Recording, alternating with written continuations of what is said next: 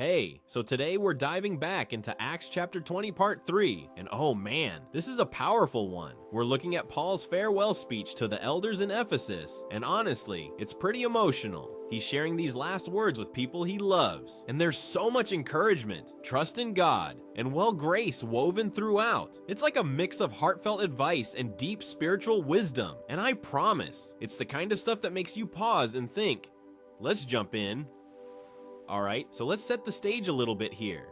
Paul has been on this third missionary journey, and honestly, it's been a whirlwind. He's literally crisscrossing parts of Asia Minor and even dipping into Europe and the Middle East, all in the first century. So, no planes, no cars, no text messages, no social media. I mean, can you imagine trying to get news out about anything back then?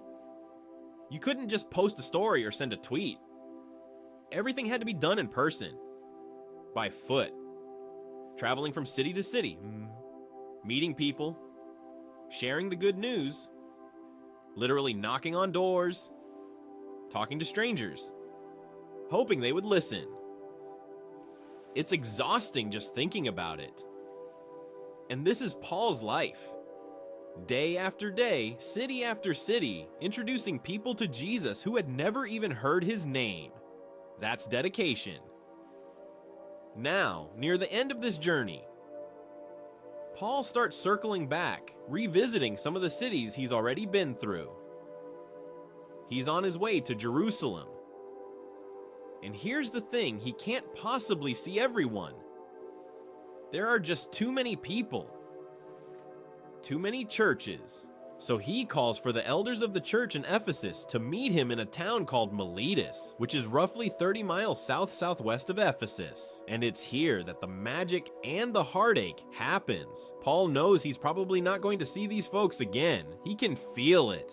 There's this looming sense of danger because, preaching about Jesus in the Roman Empire back then was kind of like poking the bear. Caesar didn't exactly like anyone claiming another lord besides him. And, Paul was out there boldly proclaiming Jesus as Lord. Not exactly the safest career choice, right? So, he gathers these elders, and it's not just a quick, formal handshake kind of meeting. No, it's deeply personal. Paul knows his death is imminent, persecution is on the rise, and he's fully aware that he's walking straight into the crosshairs. It's heavy, emotional stuff. He's sitting there with these friends, men he loves, leaders of the church, and he's delivering what are essentially his last words to them, and you can feel the gravity of it. I mean, imagine knowing you'll probably never see your friends again, at least not in this life. It's intense. But here's the thing, Paul doesn't just give a farewell. There's a method, a rhythm to his words.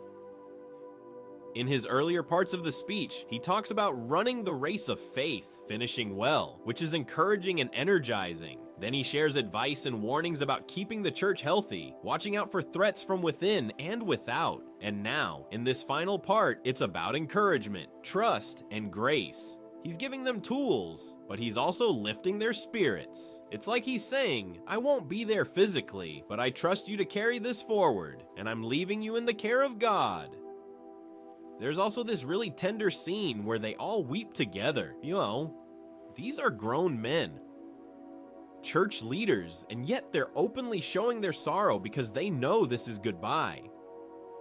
Paul kneels, prays with them, blesses them, and commends them to God and to the word of his grace. Now, it's not just a farewell, it's a powerful act of entrusting, of releasing.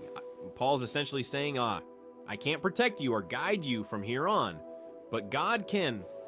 And that, in itself, is an incredible lesson. There's so much depth in this moment, the vulnerability, the love, the sense of duty, and the unwavering faith. It's a story of courage, of emotional honesty, and of the profound impact one person can have when they truly live out their calling, even knowing the cost. It's hard not to be moved by it, okay?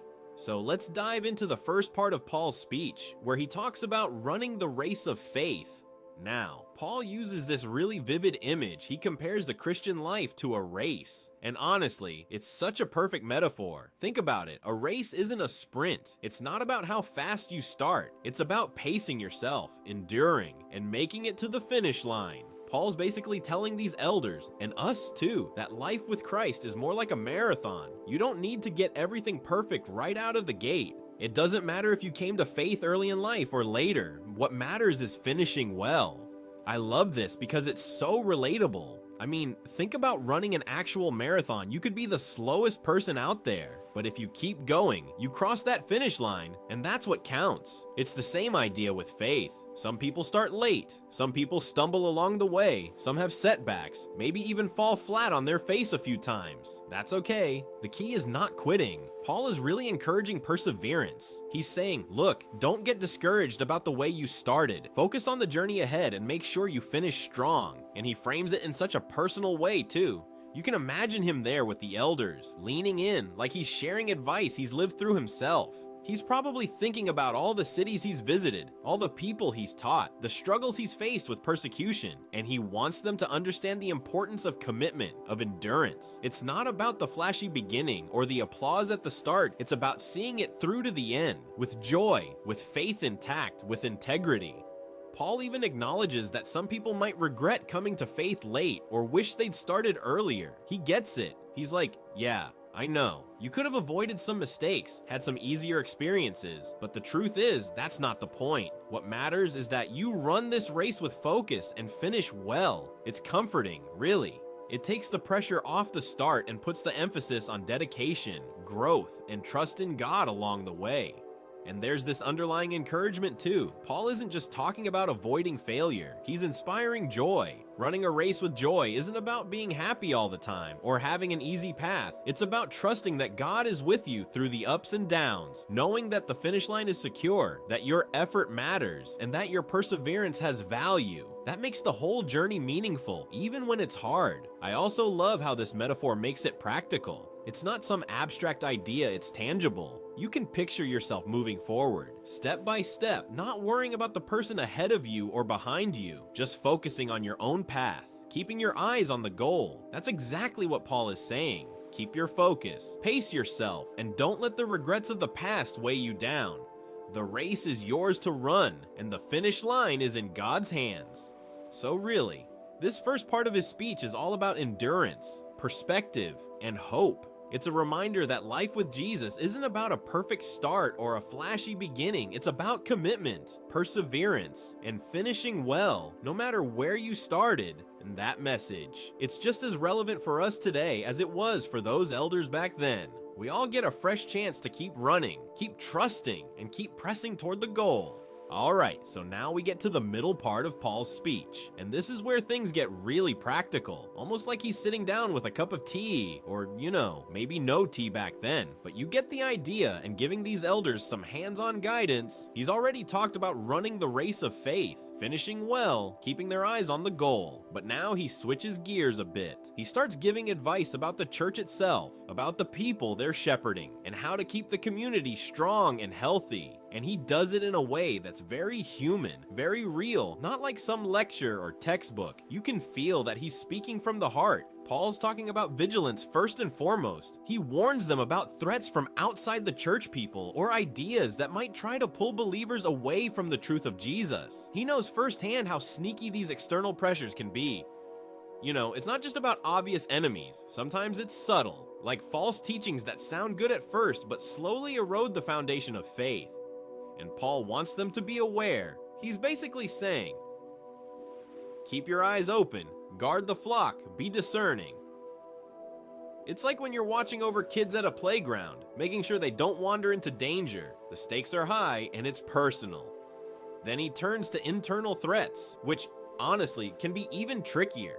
He talks about how jealousy, pride, selfishness, or misunderstandings can creep in among believers. These are the kind of things that start small, a little gossip here, a misunderstanding there, but over time they can really damage a church if left unchecked. Paul's words are like a warning bell, but also a call to care. Watch for these things, address them lovingly, and maintain unity. You can imagine the elders listening and nodding, maybe feeling the weight of responsibility on their shoulders. And Paul, knowing he won't be there much longer, wants to equip them emotionally and spiritually to handle the challenges without losing their hearts or their sense of community. But here's the thing, even though he's giving warnings, he doesn't make it sound like a lecture. There's this warmth, this encouragement underneath everything. You can almost hear him saying, I know it's not easy, I know it's messy, but you can do this, and God will help you. It's the kind of advice that doesn't just inform, it comforts. Paul wants them to feel capable and supported, even as he stresses vigilance. There's a balance here. Be watchful, yes, but also trust in God and lean on one another. He shares examples from his own life too. You can imagine him reminiscing about the churches he's visited, the people he's met, the mistakes he's seen, and the victories he's celebrated. He's passing on lessons learned through experience, and it makes the advice feel very grounded. It's not theory, it's tried and true wisdom.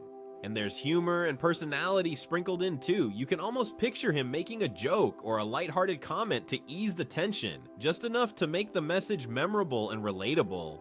He's human, and that humanity makes his guidance resonate. One of the most important things Paul emphasizes is the idea of stewardship. He reminds these elders that leading a church is a big responsibility. They're not just managing programs or organizing events, they're shepherding people's hearts, their faith journeys, their spiritual growth. He talks about being selfless, working with integrity, and setting an example through action, not just words. He even points out how he himself has worked hard, providing for his own needs while also supporting others.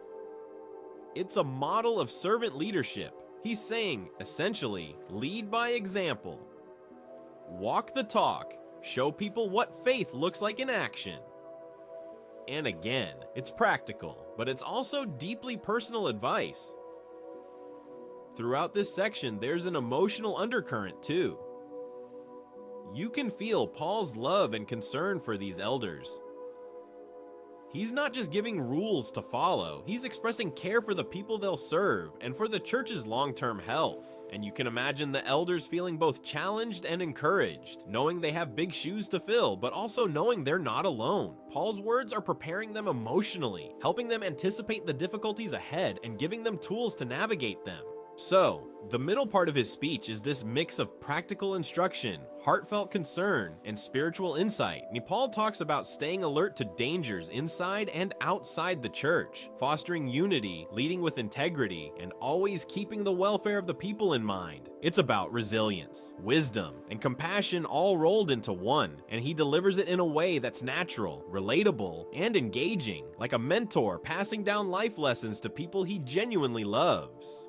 By the end of this section, you can really feel the elders equipped, motivated, and emotionally ready to continue their work, even without Paul by their side. It's real, it's human, and it's powerful. Okay, now we've come to the final and honestly one of the most touching parts of Paul's speech in Acts 20 verses 32 through 38. This is where Paul really lays his heart bare. He's sitting there with the Ephesian elders, the people he's poured his life into, the ones he's walked alongside through countless challenges, and he knows this is goodbye. It's a farewell unlike any other. He's not just delivering instructions or encouragement in a general sense. He's entrusting them with every ounce of sincerity to God and to the word of his grace. Paul starts by saying, I commend you to God and to the word of his grace. Now, that phrase might sound simple, but it's packed with meaning. It's like he's saying, I can't be there to watch over you all the time.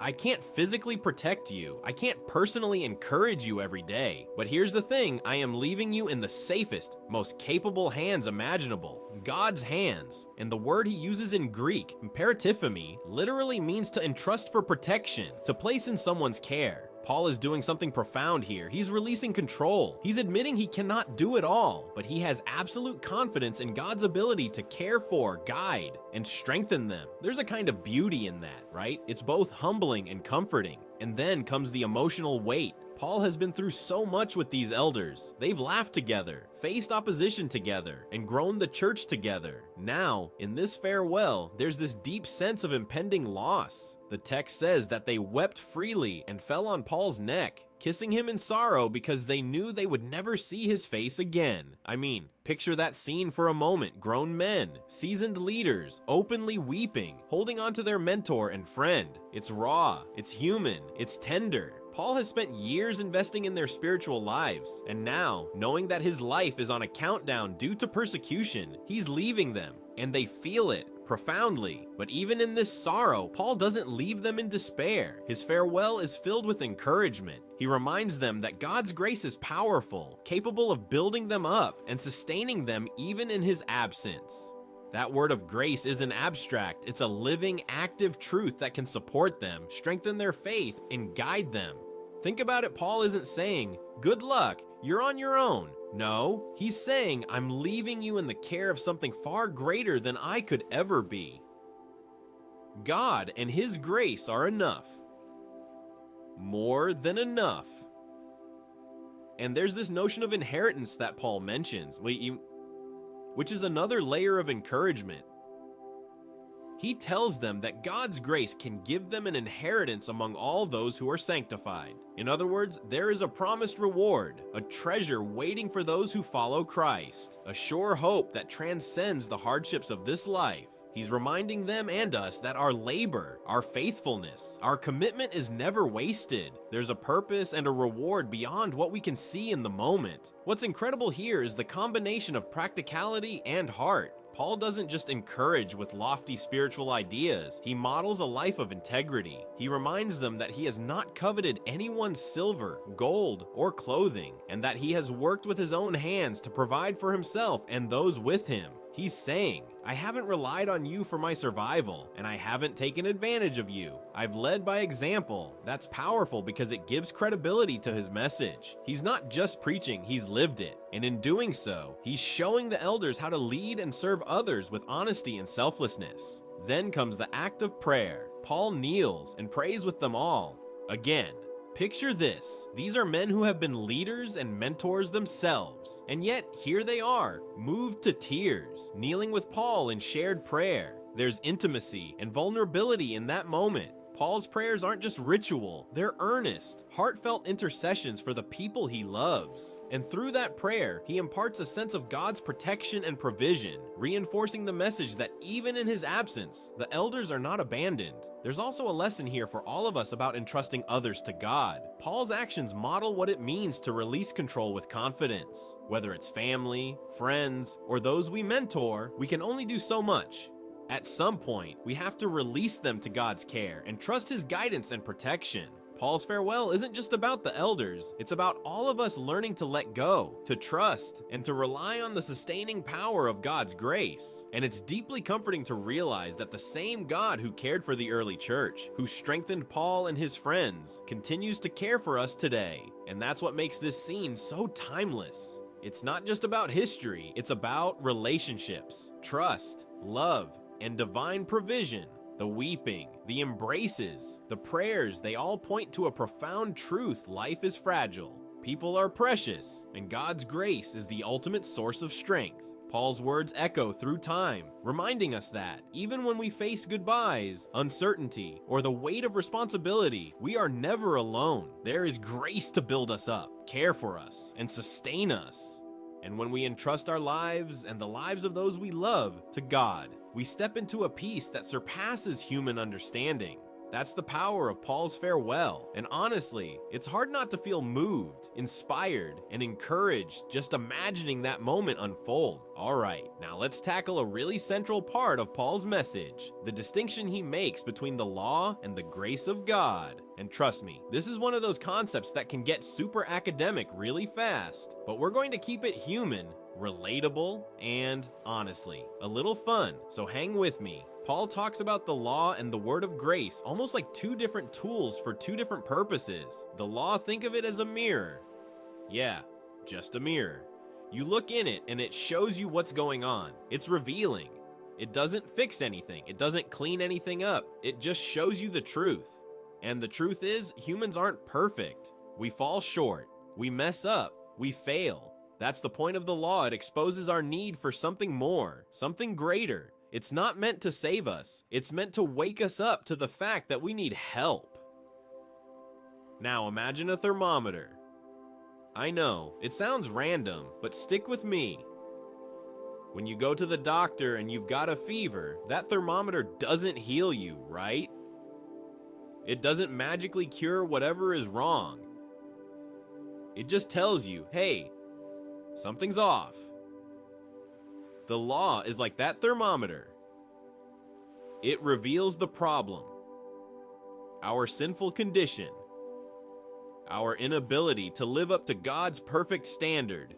And here's the thing, you can stare at that thermometer, you can obsess over the numbers, but you're still sick without the medicine. That medicine is grace. That's God stepping in and saying, I got this now. Grace, Paul talks about it as God's unmerited favor, this incredible gift we don't earn. It's the opposite of trying to follow 100 rules perfectly to gain approval. Grace is like a friend showing up with a giant bucket of help just when you're about to drown in your mistakes.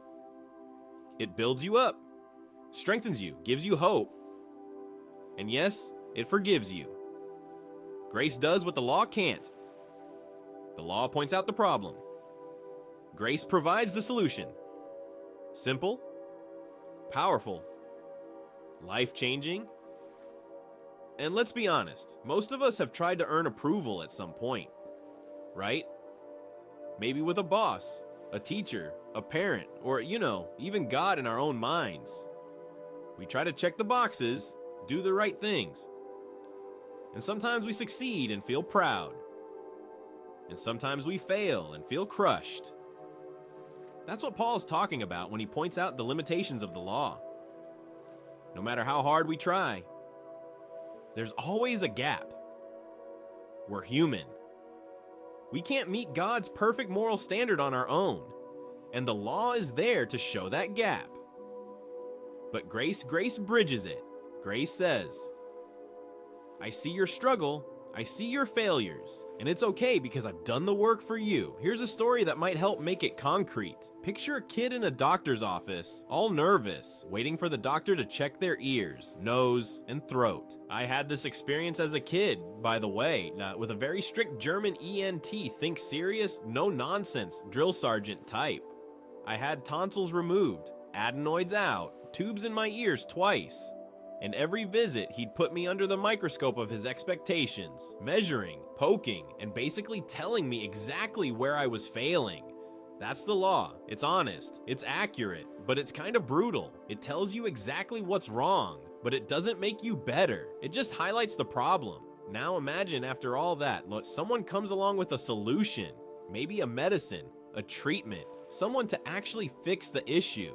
That's grace. Grace doesn't just show you that you're sick spiritually. It heals, it restores, it forgives. Jesus is that medicine, the solution that the law alone can never provide. He doesn't just say, look at your failures. He says, I've handled it. Trust me. Here's a new life. And the beauty is that this is simple. It doesn't require memorizing rules, performing rituals perfectly, or keeping track of every tiny mistake. Grace is offered freely to anyone who receives it by faith. And this is why Paul emphasizes commending the elders to the word of his grace instead of the law.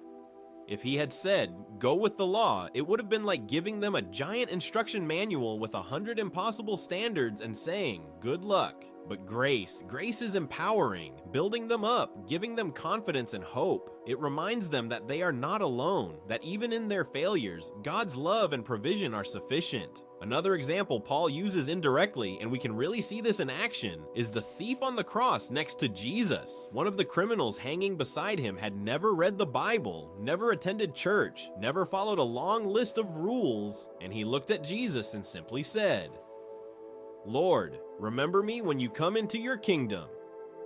9 words, that's it. And Jesus says, today you will be with me in paradise. That's grace in action. The law could never have saved him. It only showed the impossibility of perfection. Grace, however, built him up and secured an inheritance he could never earn. That's the power of God's grace, simple, immediate, effective, and transformative. And the takeaway for us is huge. Paul's distinction is not some theological trivia, it's practical, life-altering. The law reveals our need for God. Grace satisfies it. The law tells us we're sinners. Grace tells us we're loved, forgiven, and empowered to live a new life. The law sets the standard. Grace provides the solution. And when we grasp that, it changes how we approach life, faith, and even relationships. We stop trying to earn approval we can never earn and start resting in the assurance of God's gift. We can even apply this to our day-to-day moments. Think about trying to be the perfect parent, the perfect employee, the perfect friend. We struggle, we fail, we beat ourselves up. The law shows the failures. Grace whispers, it's okay, I've got you, keep going.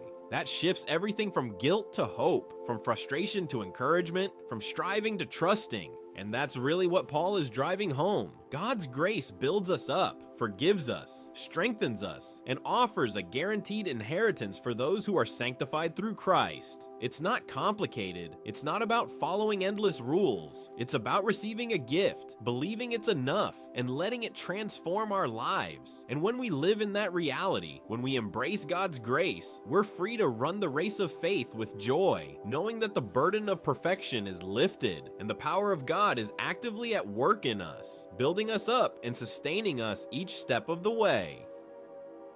Okay, so now let's bring all of this home and talk about what it looks like in real life, practical takeaways from Paul's words. One of the biggest lessons is entrusting our lives and the lives of those we love to God. Think about it, there are only so many hours in a day. Only so much we can control. And honestly, life can feel pretty unpredictable. Kids heading off to college, a spouse traveling for work, an aging parent in a care facility, a friend going through a tough season. We can try to protect them, guide them, and support them. But ultimately, there's a limit. That's where Paul's example comes in. He entrusted the Ephesian elders to God, knowing he couldn't be there for them physically anymore. And the lesson is clear, we do the best we can, then release them into God's care and trust his guidance, protection, and provision. It's not just about other people, either. We have to entrust ourselves to God too. Think about all the areas we try to control: our health, our jobs, our relationships, even our spiritual growth. It's exhausting to carry all that on our own, right? But Paul reminds us that God is trustworthy. He can handle the things we can't. When we release ourselves into his hands, we experience a peace that we just can't manufacture on our own.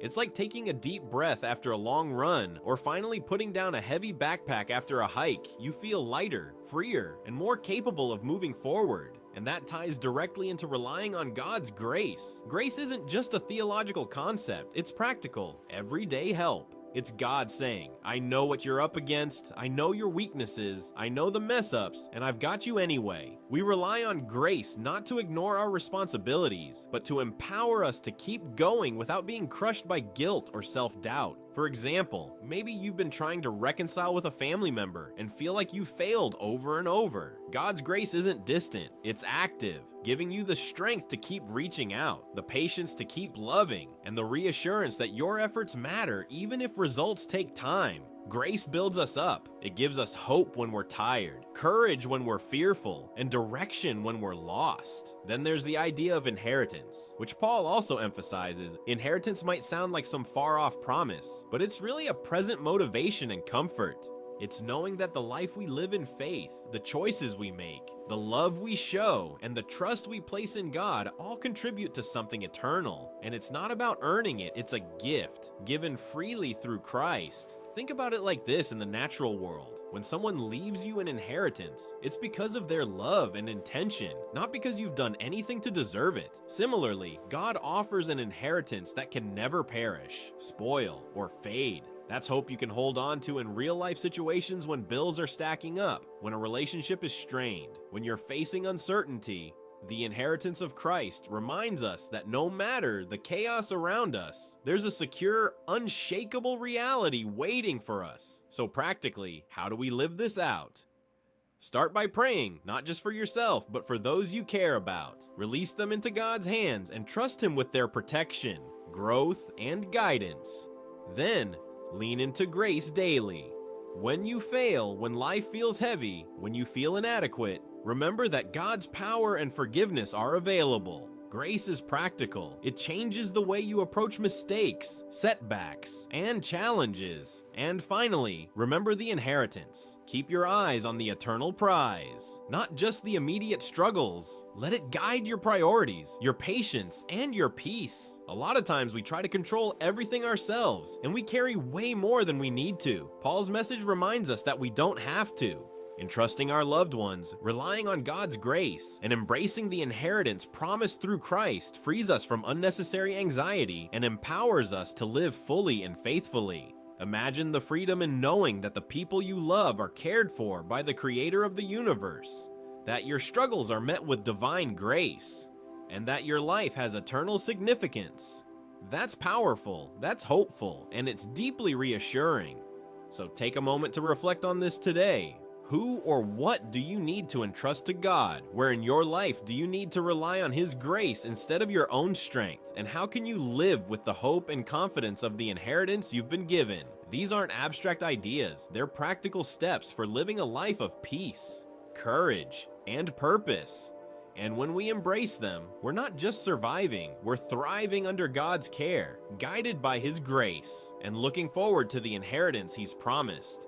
That's what it means to really trust, rely, and live in hope. And that's a wrap on Paul's farewell to the Ephesian elders. We saw his heartfelt encouragement, the power of entrusting loved ones to God, and the incredible strength of His grace. It's a reminder that no matter the challenges we face, God's care and promise never fail. If you found this helpful or inspiring, consider sticking around for more explorations like this, and maybe hit that like button or subscribe. It's an easy way to keep learning and growing together. Thanks for watching.